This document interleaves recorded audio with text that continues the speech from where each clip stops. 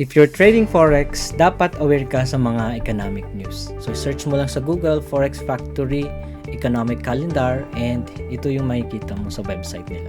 So, meron na siyang schedule, meron silang actual data na nai-release. Sa mga parating pa lang, makikita mo pa lang yung forecast at saka yung previous na data. So, merong konting background or definition ng event na paparating. And meron din siya doong news o yung mga insights ng mga analyst. Pwede mong i-filter yung currency. Halimbawa, nagtitrade ka ng US dollar, euro, AUD, CAD, and gusto mo lang makita yung inflation, employment, at saka interest rate o mga news from the central banks. And gusto mo lang makita yung high impact news. And then click apply filter. And yun. And magtitrade lang tayo after lumabas itong mga